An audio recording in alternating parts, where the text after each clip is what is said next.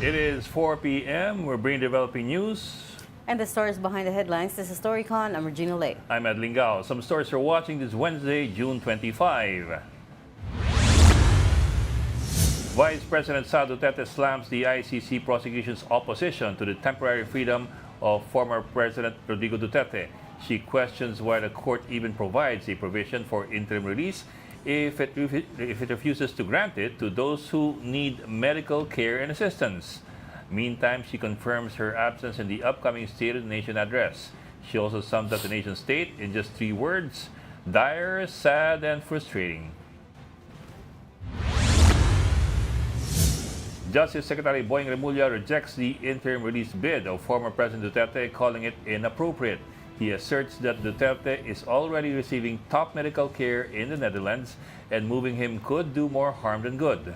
Remulla adds that the best path forward is to let the ICC case proceed so that victims' families may finally see justice. Senate President Cheese Escudero says the impeachment court retains jurisdiction over the complaint against Vice President Sara Duterte despite its being returned to the House for further documentation. Escudero stressed that the return did not dismiss or terminate the case, adding that actions on the matter must wait until the 20th Congress convenes. Meanwhile, the House prosecution team has filed a manifestation with a re-entry of appearance as well as a separate pleading to the impeachment clerk of court. However, the submission did not include their reply to Duterte's camp.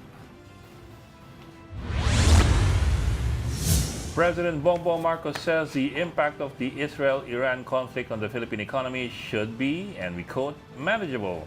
Still, the president assures the public the government continues to monitor developments from the region. He also says there is no need for fuel subsidies as global oil prices have dropped to $69 per barrel. Ang sinasabi namin at hindi ayuda, subsidy, pag tumaas ang presyo. Eh kung di tumaas ang presyo ng langit, then there's no need for that. We can proceed, we can do business as usual. The price of oil has not gone up. The United States did not totally destroy Iran's nuclear sites during its weekend strikes. That is according to a classified initial damage assessment by America itself, contradicting President Donald Trump's initial announcement that they have obliterated 3 of Iran's enrichment plants. That would be Fordo, Natanz, and Isfahan. The bombing merely set back the atomic site's capability by a few months, sealing off entrances with destruction only limited to above-ground structures. That was first published by CNN as well as the New York Times in the U.S. These findings were revealed as a shaky ceasefire brokered by Trump took hold between Iran and Israel. Since the truce, Tel Aviv has lifted its state of emergency, and Tehran said it has fired the last of its missiles. But Trump is not at all pleased with how the ceasefire has turned out.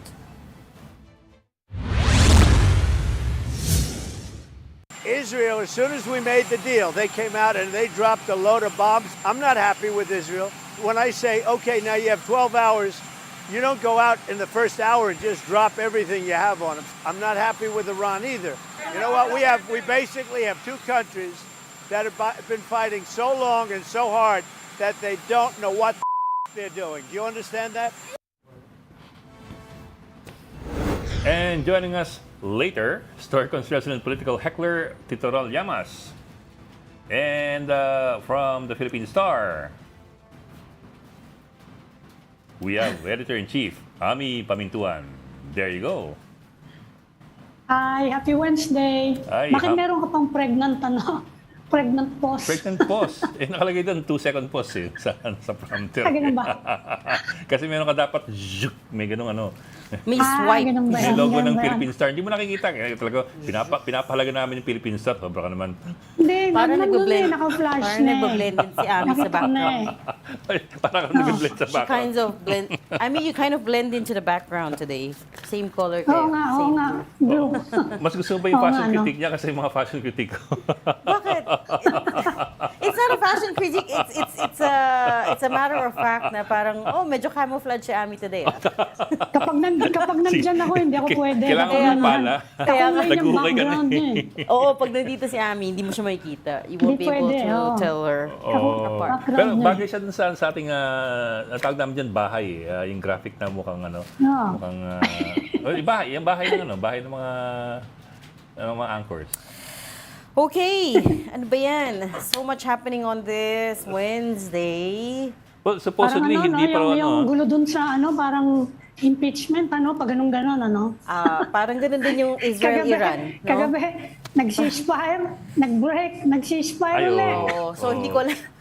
Sabi ko, Stop, start, sabi ko, start, baka alam on, mo na ng off. madaling araw, mag-break ulit yung ceasefire. Actually, with the assertions na at least with assertions na hindi totally obliterated yung nuclear Baka maulit. enrichment capability ng Iran, what does that mean for Israel? Kasi that was the objective to begin with of Israel. Pero you need credible, nag-uusap-usap naman yan eh. Tsaka meron naman silang parang mga modicum of evidence to attack. So hanggat wala yon, medyo matagal-tagal pa yan, kailangan hintay mo lumabas yun, hindi ba? Correct. So may pause talaga ngayon.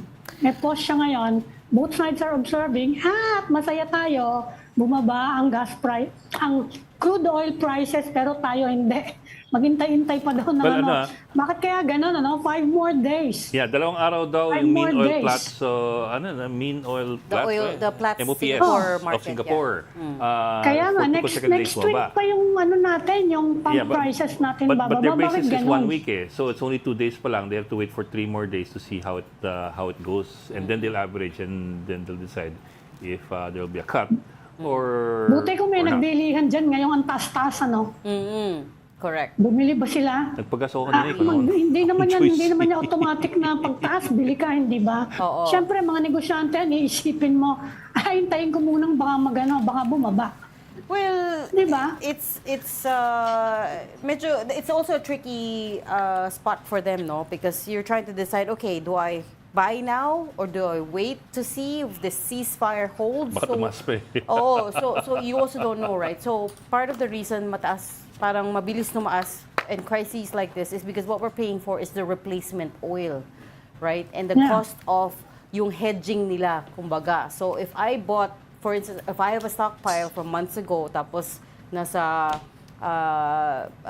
sa containers pa yon, but I'm buying replacement oil for that at a high price, that's going to reflect on the market price for oil. So medyo komplikado Pero din yung tayo, mga tao natin, hindi yan naiintindihan eh. Yeah. Pag nakita nila yung balita na, bumaba na yung crude oil, bakit ganyan pa rin yung pump prices natin? Yes. Anyway, kaya pinag-uusapan daw ngayon ng Congress and Malacanang na amendahan yung law natin para magkaroon ng ibabalik yung hindi ba may cut-off, may threshold for the government to step in para matigil yung yung excise tax. To suspend the fuel To suspend the excise excise tax. Pero as Dahil wala na kaso na ngayon yun But as DOE Director Rino Abad told us yesterday, that's a lot of money kung si-suspend nila. So 200 million, 5 million. 3 to 400 billion pesos billion, sorry. is what it Billion nga. gives back to the government, right? Yung itong fuel Pero excise sandali tax lang na naman to. yan. Siguro more than few weeks, hindi aabot siya ng ganun kalaki. Oh, yeah, correct. So 304 billion, 3 to 400 billion is an annual figure. So pag sandali lang yung if the suspension of fuel excise tax is only for a few weeks, hindi nga abot ganun kalaki. Pero still, it's still money for the budget. It's still money in the till, right? So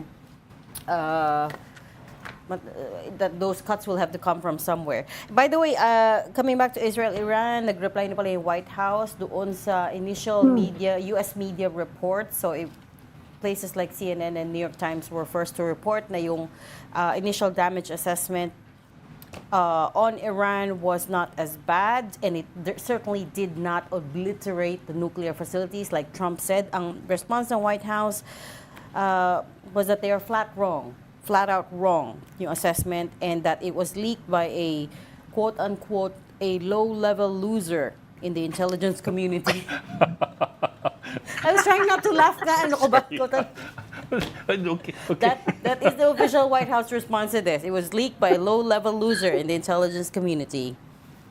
Okay talaga yung Trump administration, nakita mo yung blinip kanina, presidente ng US.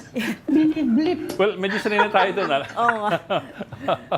Medyo sanay tayo. Sa Talk to the People, puro tayo blip. Oo nga, yung midnight press cons ni Digong. Tayo hindi na masundan ng blip. Sa dami ng kailangan i-blip. Ako, nung mga Talk to the People, there was a point I was saying, should we be blipping it pa? Kasi parang we're losing track already for the messages kasi puro blip. Oo nga. Wala na. Oo nga, naalala mo yun. And then he was so hard. It was so hard din kasi he would jump from one topic to the other. Yeah, Naalala mo? Tapos kung puro blip. Puro bleeps. Oh well, anyway. So the Islamic Republic, the Iranian Islamic Republic stockpile of enriched uranium was not eliminated. That is according to sources from the Defense Intelligence Agency that various US media got a hold of. So yun yung tanong dito, what's gonna happen next? And that calls into question the effectiveness of the so-called bunker buster bombs, right? Which they were sobrang lalim. They were initially touting to be, highly effective and highly Able damaging. to penetrate 60 meters of reinforced Baka concrete. sobrang lalim, Kasi remember, nung hinahanap nila sila Bin Laden, they were also using that dun sa mga caves dun sa mountains. At a certain point, hindi na makapasok yun. Sobrang lalim. Hindi siya makita. Correct, 60 feet of Gumamit pa nga concrete. sila ng mga kambing nun di ba? Gumamit ng mga kambing. Sa pelikula Panghanap ata ng yan mga tao na nagtatago sa di ba? Para lang just to give them an idea kung saan merong hindi na nga makuha ng heat-seeking devices Kaya mapupuntahin nila yung mga kambing para malaman kung alin yung mga may tao. Di ba? Kaya yung ginawa nila nun Talagang kuminsan masyadong malalim. Kailangan i-develop pa yung yung technology. Yan. Mukha nga masyadong malalim because initially before they attacked, sabi ng US, these bunker busters called the MOPs, the Massive Ordnance Penetrator bombs, were the only weapons on Earth thought to be capable of destroying these underground enrichment facilities. Pero yun nga, we're getting initial reports na hindi siya naging as effective as they thought. So again, what does that say about these The weapons? MOPs were also called MOABs. Mother of all bombs. At least nung Vietnam War. Oo. They'd use them to flatten the hill so you have an instant landing zone on the hill. Yeah. Oops, sorry. Kala ko. Anyway, but you know, Okay, a big part of the question kasi is, are you putting the bomb on the right target? Mukha naman tama yung No, target. I'm sure they're... I mean, it's a huge facility. Maybe it's underground. It doesn't necessarily mean that a facility underground is right underneath the facility above structure, ground. right? The support building. Pero you might have the facility above ground here Tas and malayo the pala facility yung underground over there. Oo. But you would think that with their highly developed sensors and radars, that they would be able to pinpoint exactly where, No, right? you can't. No, you need human intel na for that. You Yes. can't look underground without boring a hole and Kapag sobrang lalim. and then sending seismic waves down to have them bounce up. There's also reports, I don't know how accurate, I just saw it online, that apparently Iran has been moving out their uranium. Oh yeah. There were satellite images specifically dun sa Even before the hit, matagal na nila daw tinatanggal. What They've was been the primary moving it away. site? Kado? What's the primary site? Fordo. Cordo. Fordo. Yeah, there was a line of trucks dun sa Cordo na mukhang naglilipat sila ng ng gamit or ng Oo. ng Kasi pagkatapos niyan, pag nalipat na, iimbitahin mo na yung IAEA, International Atomic Energy So Agency, they can para mag-inspect. so they can Para certify mag-inspect and then you na can wala. claim, wala naman kami nga, hindi naman kami nagwe-weaponize ng nuclear facility. Di ba? A bit of science lang. 'Cause your basic natural uranium has two isotopes, U-235 and U-238. U-238 is not very useful. U-235 talagang kailangan mong gamitin kasi that's the kind of isotope where you can have your electrons hitting each other and doing a chain reaction. However, ang U-238 is mga 99.3% of the uranium mineral. U-235 is mga 0.7% of the material. So you have to enrich that. That's what they call enrichment. You put in the gas centrifuge, first you gasify it, put in the gas centrifuge, spin. Magse-separate yung U-238 sa U-235, then you draw the U-235. Because it's such a small percentage of the mineral, ang tagal mo i-enrich. And you need to get 90% purity of U-235 for you to be That's able to why it's a very say- long process to Yeah. get to weapons. And Yes. so, for example, you don't have one gas centrifuge. You have several gas centrifuges and maybe patong-patong yan para mas mabilis. So, it takes a long time for them to be able to enrich or purify the uranium-235 into weapons grade. That's 90%. Weapons grade. However, the same equipment and the same process is used to enrich uranium for commercial civilian. use. Yeah. For example, for nuclear Kaya power, deniable, di ba? nuclear power and medical purposes, you need only Yeah. 3%, 3 to 5% of U-235. So it's the same isotope, the same equipment. Far less of that raw material. 3 to 5% lang kailangan mo okay. versus yung Interesting. 90% na weapons grade. You should have been a scientist, Kaya bro. yung nakita siguro ni low-level intel agent, yung para sa civilian use. Yung para sa nuclear power Wala pa- nila. Kasi you have to be So in an advanced stage para to accuse a country, nag-enrich kayo ng uranium for Oo. So that's diba? the cover story of Iran. We're doing this for Nuclear power. civilian purposes. Oo. Civilian purposes. Yeah. Pwedeng Which is medical or probably nuclear true power. dahil nuclear, civilian uses, nuclear Marami energy yun. for civilian From use. Ang MRIs Iran to, talaga, ano ba? sila, oo. Okay. Yung mga Advanced ganon. sila dyan. Marami silang nuclear scientist For cancer treatment Yes. as well. There's a Yes. lot of uses. Yes. You're right. Advanced talaga sila. Marami And the talaga last we uses. heard, kung 90% target for weapons grade, the Iranians have hit 60% already. Speaking of But we have speaking of shaky ceasefires. Ceasefire ba yun? I don't know. wala namang ceasefire. I don't know what you want to call it. Sa Iran, meron dito, wala. Talk about. No, I want to circle Dito back to wala. I want to circle back to one of our top stories, which is the House prosecution team submitted to the impeachment clerk of court a manifestation with a resubmission of its entry of appearance along with a separate pleading. Hindi ko alam exactly what that means, so let's bring in someone who might understand and who should. Attorney Reggie Tongkol, Senate Impeachment Court spokesperson. Good afternoon, Attorney. Thanks for Attorney, joining us. good afternoon. Good afternoon, attorney. So first off, Attorney, can you confirm that the natanggap na po ng Senate yung manifestations ng House today? Yes, we received by 1:05 p.m.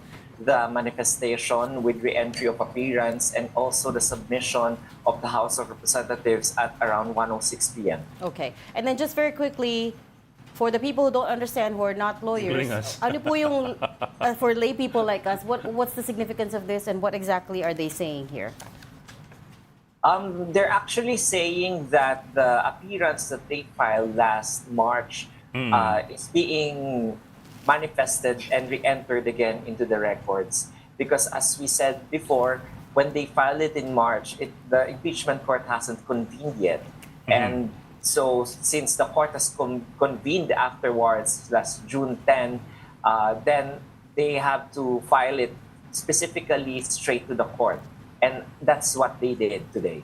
So resubmission lang po noong kanilang first manifestation nung March, nung hindi pa buo yung trial court. Pero sir, ito po, if I understand correctly, merong pangalawa. Kasi merong manifestation about the entry of appearance ad cautelam, which I think refers to the entry of appearance ng defense kasi may ad cautelam eh. Tama ho ba? That's a different manifestation pa. And what exactly was that manifestation?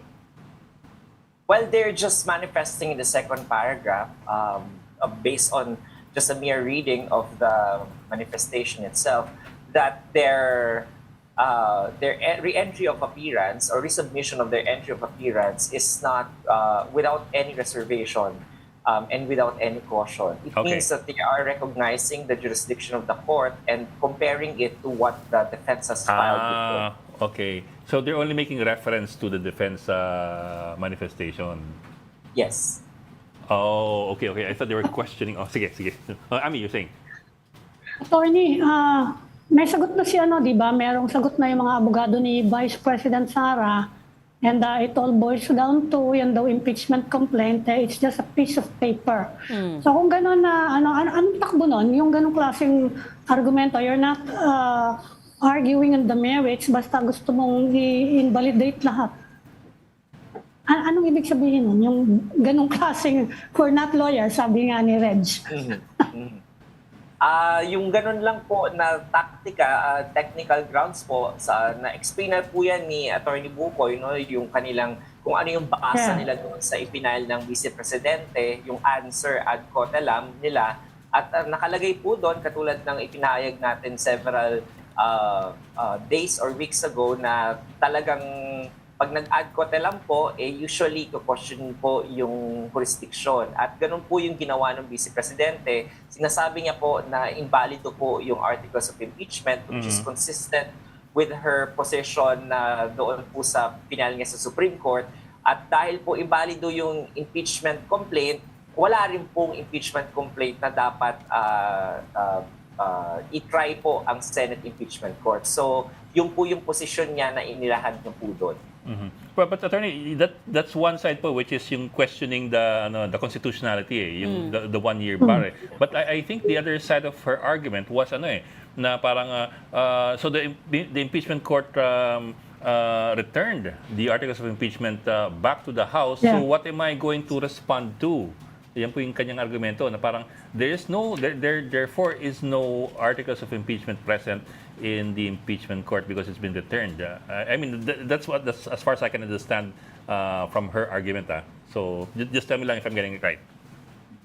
Katulad po ng judicial system po natin, this is really an adversarial system, ang litigation po. So ang bawat panig po ay magbibigay ng kanilang theory of the case, at yung kabilang panig naman po, tatry po nilang basagin yung theory of the case ng kabila at isusulong nila yung theory of the case nung sa kanila. So, ang magkakapagsagot po dyan, no, at makakapag-comment po dyan talaga ay yung prosecution, kung ano po yung sasabihin po nila na sagot po doon. At I think the prosecution is ready naman po na sagutin yon kasi expected naman din po nila na ganito po yung maaaring isagot ng Vice Presidente. So, hintayin po natin yung sagot ng prosecution. At yun po, kung ano po yung tamang sagot po doon, the impeachment court will be the arbiter of who has a more persuasive theory.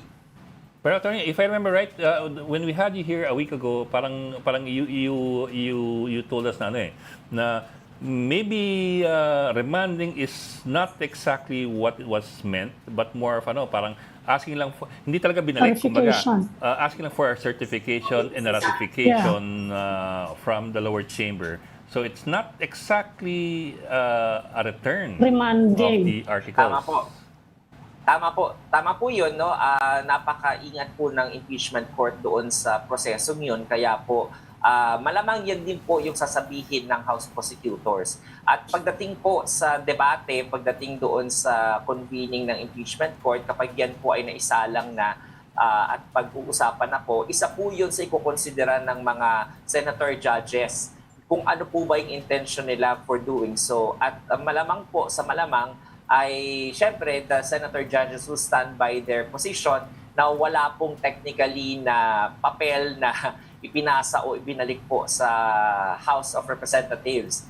It is just a constructive referral back at hindi po siya yung papel because the actual articles of impeachment has already been recognized by the impeachment court as being in the jurisdiction already of the impeachment court. Kaya nga po nag-send ng summons. So, but of course, the defense has all the right to proffer that argument, whether it is a strong or weak argument. It will be up to the court to decide po if they will be persuaded with that argument. But the word to remand, the words remand, return, came from the Senate attorney. I mean, the media didn't make those words up. And actually, that was my first question when all of this happened. Why didn't they just issue a summons to ask the House for a clarification? Instead, at the end of their very long plenary, it was said that it is being returned back to the lower house. So now I'm confused, because are you trying then to tell us that we are not to refer to it as a remanding or a return? Yes, actually, that is what we're trying to explain for the last 2 weeks, because the motion that was first proffered to the floor of the impeachment court was for the dismissal. And then Senator Judge Cayetano stood up and then offered the possibility of amending that motion by Senator Judge De La Rosa to instead not make it a motion for dismissal, but however, a motion to remand.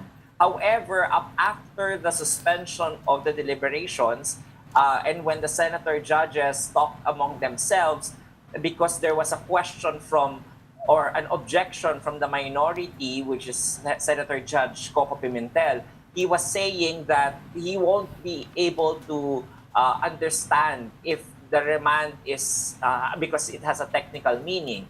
So in order for the proceedings to be shortened, it was conceded among the senator judges to not anymore use the word remand, but to make it return or refer back to the Senate. Okay. So technically po, yung unang motion, yung for remanding, kaya naguluhan po yung mga tayong nanonood, mga media po, no, maintindihan naman po. Pero ganun po talaga, dahil sumisilip po tayo sa deliberasyon ng isang korte na hindi po usually nating nakikita. At dahil po sumisilip po tayo, may pagpapatuhan ng ideas po sa mga senator judges. Normal po yon sa sa judicial collegial bodies po na katulad nito.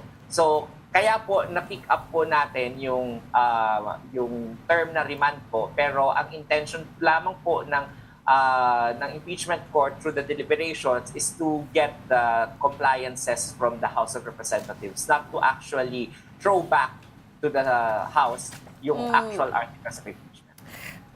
So lost in translation pala, attorney. Oo nga, pero yan ang tanong ko. Hindi, ang tanong ko lang. We have only... Marami pong mangyayaring ganyan along the way, kasi po nakita naman po natin din sa mga previous experience natin with the impeachment proceedings, talaga pong merong mga pag-aaway sa mga terminologies po dyan. May mga sobrang technical po ang thinking nila sa terminologies. Meron naman pong sasabihin po nila layman's term, katulad na lamang po ng forthwith. So talaga pong kung ano pong mapipick up ng media na kakagat sa kanila, yun po yung manu-news. Pero katulad po na ina-explain natin, sa isang deliberative body po, kayo rin po kapag nag-uusap po kayo sa isang meeting, syempre nag-uusap kayo ng mga topics para dito po sa Storycon. So nagkakaroon kayo ng tunggalian ng mga ideas, ano ba dapat ang topic, etc. So ganun din po ang nangyari doon sa impeachment court. Nasulyapan lang po natin yung nangyaring proseso. Attorney, pahabol lang kasi we have only about a week before June 13. No? May pag-asa pa ba namin makita yung mga senador will get together again to tackle the impeachment? Kahit hindi natin tawaging umpisa ng trial, pero magkikita-kita pa before the end of the 19th Congress. I think based from the press con earlier of the presiding officer, he is actually targeting a convening on July 29. Because as you remember, there is still a second compliance that the impeachment court is waiting for from the House of Representatives. While we are very happy and excited po na nag-submit po kanina yung House prosecutors po nung House resolution nila to comply with the first order. Meron pa pong pangalawa po. So hihintayin po natin yun hanggat po mag-convene. So ang target date po ay July 29 po. Okay. And also, just to circle back to your previous answer, Attorney, I understand what you were saying about medyo loss in translation, but I also want to point out na nasa motion po ni Senator Alan Peter Cayetano yung words na return or remand. So, again, you know, I don't know where the disconnect here is coming from because now we're trying to say that hindi po pala siya remanding, hindi po pala siya return. So, that's where I'm getting quite a bit confused because it was a remand, it was in the motion, and now we're trying to say it's not. But I'm so sorry, we have run out of time for today, so we will pick that up again another time. I hope you could come back to the show. Thank you so much for making time for us, Attorney Reggie Tongko, Senate Impeachment Court spokesperson. Maraming you, salamat po Attorney. sa inyo. Thank you po. You are watching Storycon on One News. We just need to take a very quick break. We'll be back. Stay with us. This is the Story Conference Group or the Storycon Group.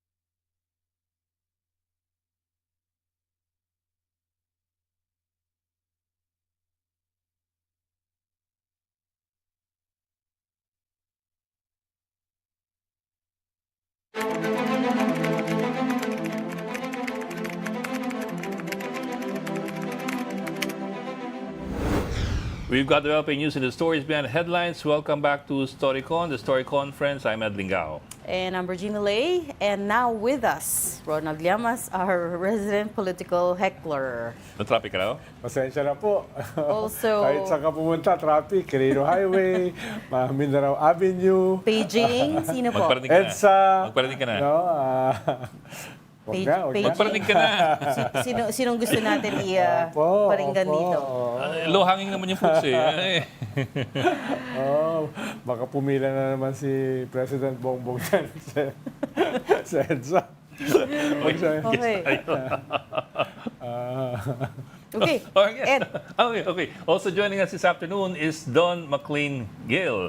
He's a lecturer at the DLSU's Department of International Studies.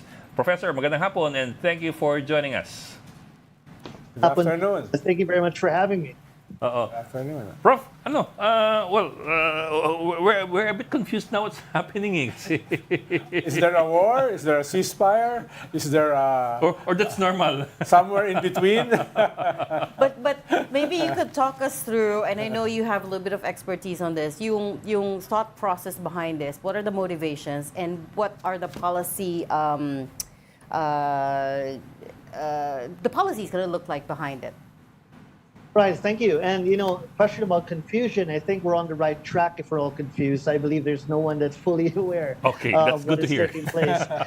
So what we have today is a very fragile and tense ceasefire between Iran and Israel. To begin with, a ceasefire would not have been immediately palatable to Iran without given the chance to retaliate after the nuclear sites strike.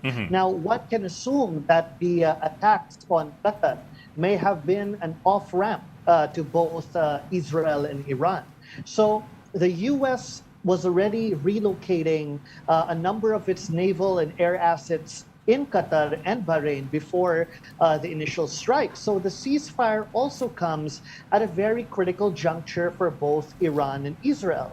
For Iran, its defense capabilities and intelligence have illustrated great vulnerabilities. In fact, Iran has already been arresting hundreds of individuals within its borders, accusing them of helping Israeli intelligence. And as far as the proxies are concerned, Hamas is crippled, Hezbollah is defanged, and the Houthis are demoralized. For Israel, along with the civilian casualties, prolonging this conflict would have eventually taken a toll on its economy. If we look into history, Israel is known for fighting short and blunt and quick wars, and prolonging this would eventually be counterproductive for Israel as well.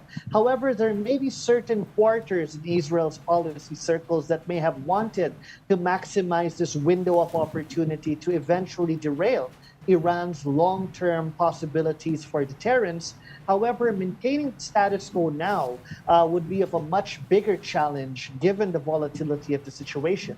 But Prof, we're also hearing na reports that the capability of the Iranians to enrich uranium that has not been completely eradicated.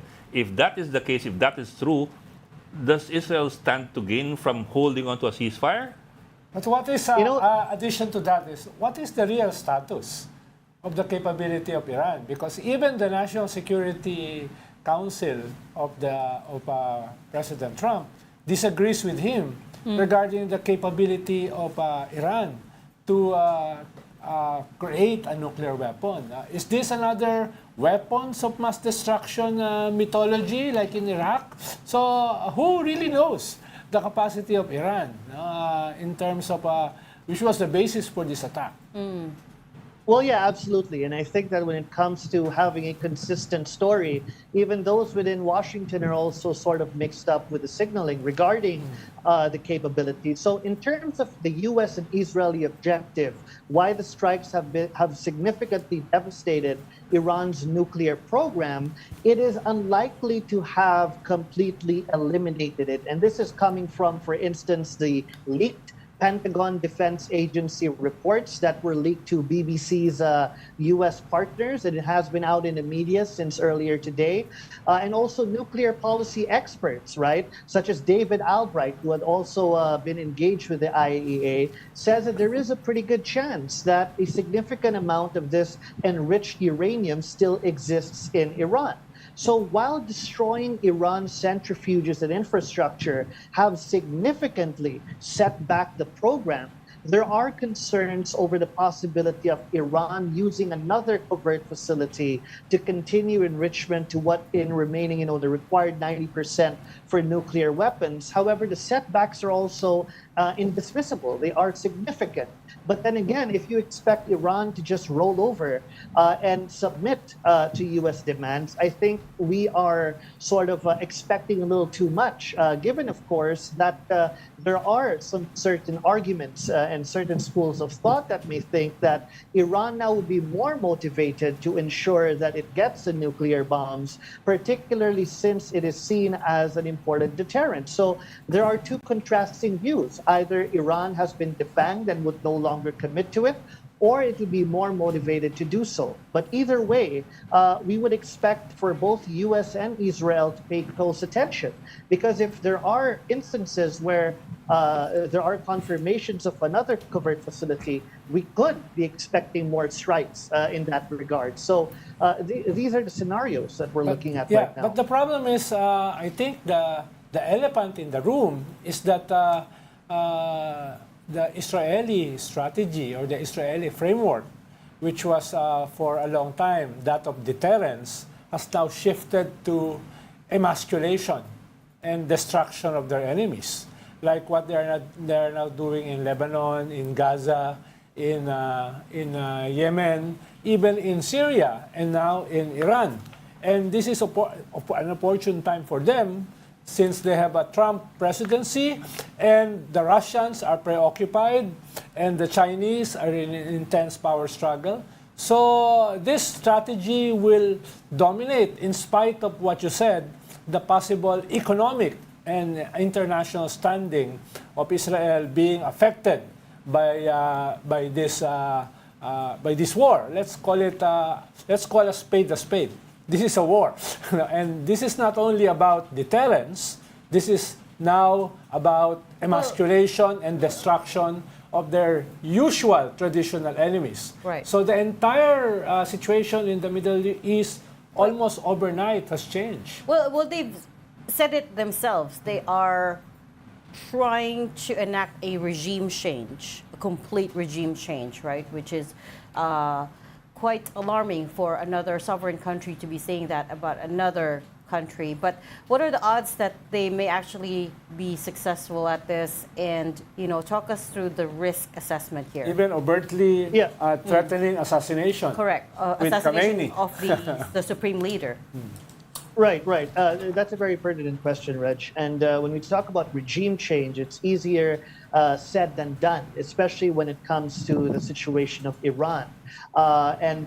Yes, there are instances where certain parties within the U.S. and Israel have been inclined to favor this option. But again, if we look into the history of Iran, what matters most is public mobilization. If we look into the pre-revolution in the 1970s, what eventually led to the deposition of the Shah was not necessarily the blunt effect of foreign interference, but rather the discontent of the Iranian people towards the Shah and its practices that do not seem fit within the society of Iran. And more than that, the armed forces, the military defense establishment of that time were not only just divided, but some of them were completely for the deposition of the Shah. Today in Iran, it may be a little bit more different. We don't see that level of public mobilization yet. But as far as the Revolutionary Guard is concerned, it's still quite intact. There's still that balance between the clerics and the military, and at the same time, to ensure continuity, the Ayatollah has already ensured that there would be at least 3 successors, and it has been actually quite fast in. He has been quite fast in replacing those that were targeted, generals and officers that were targeted. But then again, this is not something that we are completely eliminating. All I'm saying is that it would be difficult, even though Iran has faced a huge beating. Its proxies have been scrambling, and the regional dynamics are in fact quite favorable to Israel, especially with the Syrian situation now quite different due to the change in government. Assad's not there anymore, so it has been quite favorable. But of course, Trump has also been quite frustrated with this initial. The White House had to, or rather, Trump personally had to announce the ceasefire twice, and this was prior to his going to NATO, because of course Trump wanted to be, to arrive in the setting, showing that he had succeeded. So again, it becomes a challenge between the idealistic interpretation and the goals and the objective on the ground. But Prof, in that region, we've seen that it's easier to change regimes than it is to put in a working one. You've seen that with Afghanistan and of course with Iraq as well. Diba? Mas madaling pataubin ng tao kaysa maglagay ng bagong tatayo talaga at mag-stay. The Americans are very weak in winning the peace. Yeah. For example, I don't know if this is too simplistic, but what are the chances of going back to pre-1953 before Mossadegh was ousted in a coup? That's too far back. That's too far away. Is that too? Anong kuweba ka binakatira? Saang kuweba ka binakatira? Well, the situation has significantly changed since then, and even during that time, there was this level of discontent as well that was brewing, which eventually paved the way for the Shah to gain significant power. Yes, but then again, it relies. relies. That was because of the U.S. and Britain over and it relies nationalization. eventually on the level of public mobilization. You think about Libya, for instance, that really worked in the favor of the West, despite the fact or the manner that it was carried out. But Iran is not Libya. Iran is not Iraq. Iran is a different entity on its own, and it has become much more sophisticated since, of course, the various precautions that they have been taking. But again, we're not ruling out the fact that this could happen eventually if the level of frustration continues and Iran decides to double down on eventually fighting back once again. Or proceeding in any policy measures that would eventually lead to concerns in Israel and the U.S. So we're obviously not canceling out that option, but all we're saying is that it would take time before such a move would be eventually successful, given the internal dynamics of Iran, because we have to take that into factor as well. Short of asking you to forecast how this might play out, which I'm not trying to do, but when the Philippine government, when President Marcos says they are not too worried about it because it's going to have minimal impact on the Philippines, and so far they haven't closed the Strait of Hormuz yet, through which 20% of the global oil passes through. Do you buy that? Is that something that you believe in? Well, if you look at the figures, for instance, if you look at the figures, who benefits most from the Strait of Hormuz? We're all aware that it's China. China gulps up over 90% of Iran's exports of oil at a very cheap rate, which is crucial for the legitimacy of the PRC and the CCP within its domestic audience. So if the Strait of Hormuz were to close, I think the main problem would fall on China. And of course, it wouldn't be in China's interest, to have it closed, and it still has a significant leverage leverage over Iran's policy making. And this is perhaps one of the reasons why the U.S. tried to ask China to do this in the first place. But yes, there are also some natural gas exports from Qatar that go through the Strait of Hormuz. But as far as the Philippines is concerned, we have our imports from different areas as well. But, it goes down to that partnership between Iran and China. China invested a couple years back multi-billions of dollars in exchange for cheap Iranian oil. And despite the unilateral sanctions of the U.S., China was able to slip out, and it continues to benefit from the very cheap Iranian oil, which passes through the Strait of Hormuz, through the Gulf of the Persian Gulf, into the South China Sea, which goes directly to China. So again, it would also depend on how much of a leverage China would have on Iran, and I'm just not seeing it work out. Another argument here is that if Iran decides to do this, it would actually be more counterproductive because it would be turning those countries that want to be neutral and want to stay out of the situation into its own competitors and into its own enemies, especially those with economic interests, not just the exporters, but the importers as well. So I think it would be counterproductive if Iran does that. But then again, when it's back against the wall, states have been known to enter into irrational decisions. But I don't think this should be one of them, for the short term at least. I think irrational is absolutely the right word here. Well, a lot of these things don't make sense anymore. Just one interesting tidbit. Okay. Because the three main ports in that area was Syria, Basra, and Bandar Abbas in Iran. And there was a time that two of those were being run by a Filipino. Oh. The Syrian port before the Civil War, and up to now, Basra, the Basra port. And almost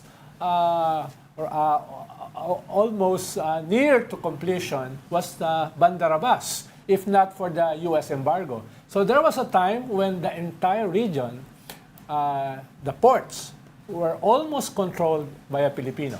Ikaw ba yun? Hindi ko nababanggitin kung sino. No? Pero that was very interesting because that region is the end of the Belt and Road Initiative of China. That's the end of the new Silk Road. So very crucial yung area na yan, especially because of oil, etc. And there was a time when a Filipino was running the three important ports in that area. Very interesting tidbit nga. But we will leave that there for now. Thank you so much for joining Storycon and for your insights. Don McLean-Gill from the De La Salle University's Department of International Studies. Thank you, Prof. Thank you very much, man. Thank you, Don. We have maybe 2 or 3 minutes left. Ay, teka. Happy birthday kay Panginoon, Melvin Calderon. Babati ka na lang, nakalimutan mo pa. Si Panginoon, birthday na ngayon. Birthday ngayon. Tapos kahapon naman, death anniversary ni Pinoy. Oh, correct. Kamusta naman? May misa sa Loyola Memorial. Tapos also sa Manila Memorial, di ba? Yeah, tapos may program sa Ateneo, may book launching at saka lecture series. Book launch? Tapos, yung libro tungkol kay Pinoy. Tapos merong dinner ng mga pamilya at saka ng mga kaibigan. What was it like when you were reunited with your Cab 6? Well, marami kasi yung mga iba eh. Halimbawa, si Brother Armin, kaka-appoint lang uli. To a dicastery. Sa isang pinakamataas na posisyon para sa kanya sa Vatican. So, wala siya. Nandun kahapon si Brother Armin? Hindi, wala nga siya. Wala. So, yung iba mga wala nasa abroad. No? Si Rene Almendras may sakit, etc. Yung iba naman pumunta sa misa pero wala dun sa book launching. Yung iba wala sa book launching pero nasa dinner. So, hati-hati. Kaya, pero ako naman, masaya. So, nagsimba ka? Ha? Hindi. Doon ako sa book launching. Doon ako sa book launching. Akala ko sa dinner kayo. Hindi, dahil baka magalit si boss eh. Baka bigla may bumatok sa akin sa likod. Anong ginagawa mo dito? Akala ko sabihin mo hindi siya pwede pumasok sa church. So hindi ka nakimisa. Pero it was nice to reunite with them. Picture taking. Arneo Arneo. Maalala po, itong si ang ating political heckler dati siyang Papa. Papa Bol. Presidential Advisor on Political Affairs. Political affairs. Oh, ginagaroon ako ni Pinoy. Papa Bol siya. Layuan mo ako, demonyo! Well, he's not wrong. Pag may masamang balita, oo nga, gagawin principal. Pag meron ako masamang balita, layuan mo ako, hindi mo na naman ako patutulugin. Nakakabis He's not ang wrong. bibili ng DVD. Lalo na pag bibili ng DVD. Oh, pero at least pwede kong pagmalaki sa aking mga apo. Ako lang ang nakasahod sa isang presidente. Sa basketball. Ano? Nakasahod. Nagpaliga sa Malacanang basketball. Nanalo Pag daw nagdadrive siya, tumatabi yung mga tao Oo. Mga general, saka mga cabinet secretary. Siyempre, presidente. Sa amin, sa U-belt, di pwede yung ganun. Pwede, ha? Walang special. Oo, Walang spatial. Pag basketball, no blood, no foul. Oh, that's true. Medyo naharang ko ng friends. konti, bumagsak, basag yung salamin. Nagkagulo yung mga PSG. Yun na yung highlight. That's the highlight. Kung yung previous president yon, EJK na. Alam mo, kaya kapag na ako ng bibili ng DVD, siguro may bumawi sa iyo. Okay. Kahit naman si Pinoy, may DVD nun. Uy, huwag mo naman ilaglag. He's not here to speak for Bago siya himself. naging presidente. Okay, Bago siya naging presidente. Okay. Rest in peace, former Boss. President Aquino. Ayos Thank you lang tayo, for boss. joining in. Thank you for joining Storycon today. Ronald Llamas, President Political Pundit. Nakahabol ka din. Join us again tomorrow 4 p.m. for Storycon. I'm Regina Lay. Thank you also to Philstar Editor-in-Chief Ami Pamitun, who had to leave early. Sorry, hindi ko na-mention kanina. I'm Ed Lingao. We are One News, all sides, all the time. Ito may nakita yung... This is the Story Conference Group or the Storycon Group.